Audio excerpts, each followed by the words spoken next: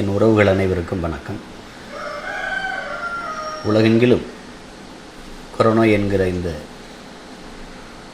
நோய் தொற்றி இந்த நுண்ணுயிரியால் பேரச்சம் பரவி இருக்கிறது. உலகமே ஒடுங்கி கிடக்கிறது, உறைந்து கிடக்கிறது. இந்த சூழலில் நாம் இதை மிகுந்த எச்சரிக்கை உணர்வோடு எதிர்கொள்ள வேண்டிய தேவை உருவாகியிருக்கிறது. மருத்துவர்கள், அறிஞர் பெருமக்கள் அறிவுறுத்துவது போல நம்முடைய கைகளை அடிக்கடி கழுவி தூய்மைப்படுத்தி கொண்டு, முகக்கவசம் வெளியில் செல்லும்போது அது தவிர்க்க முடியாத இடங்களுக்கு செல்லும்போது முகக்கவசம் அணிந்து கொண்டு பிறருக்கு கை கொடுக்குவதை தவிர்த்து நாம் பாதுகாப்பாக இருக்க வேண்டிய தேவை இருக்கிறது. பயந்து இருப்பதால் இதை சாதித்து விட முடியாது. ஏன்னா பயமே ஒரு பெரிய நோயாக மாறிவிடக்கூடாது. பணிந்து குனிந்து எதையும் வெல்ல முடியாது, துணிந்து நின்று தான் வெல்ல வேண்டும். இது தவிர்க்க முடியாத ஒரு போராக மாறிவிட்டது.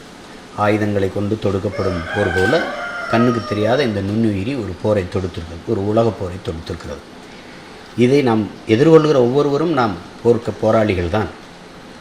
ஆனால் களத்தில் நின்று தீவிரமாக போர் புரிந்து கொண்டிருக்கிற பெருமக்கள், மருத்துவர்கள், செவிலியர்கள், காவல்துறை அதிகாரிகள், காவலர்கள், இந்த தூய்மை பொறியாளர்கள், அவசர ஊர்தி ஓட்டுநர்கள், காய்கறி, பால் முதலிய அத்தியாவசிய பொருளை தந்து கொண்டிருப்பவர்கள், இந்த மாதிரியானவர்கள்லாம் தான் களத்தில் நின்று போர் புரிந்து கொண்டிருக்கிறார்கள்.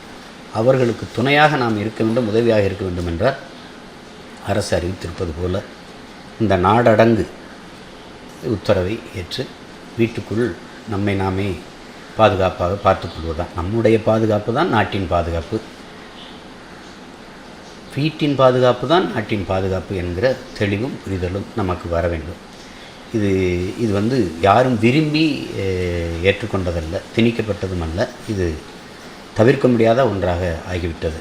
எனவே என் அன்பிற்குரிய சொந்தங்கள், இதைவிடவும் நம் பெரிய கொடிய நோய் தொற்றுகளிலிருந்தெல்லாம் மீண்டிருக்கிறோம். இன்றைக்கி காலரா, பெரியம்மை போன்ற, போலியோ போன்ற தொற்றுகளெல்லாம் நாம் மீண்டிருக்கிறோம். அதுபோல் இதிலையும் நாம் மீண்டு வருவோம். நம்பிக்கையோடு இருங்கள், பாதுகாப்பாக இருங்கள். நாம் வெளியில் செல்லாமல் இருப்பது நம்மால் பிறருக்கு இந்த நோய் தொற்று வந்துவிடக்கூடாது என்பதற்கு. நாம் வெளியில் பிறரை சந்திக்காமல் தவிர்ப்பது, பெருங்கூட்டங்களில் போய் சிக்கிக்கொள்ளாது தவிர்ப்பது என்பது மற்றவர்களிடமிருந்து நமக்கு இந்த நோய் தொற்று வந்துவிடக்கூடாது என்பதற்காகத்தான்.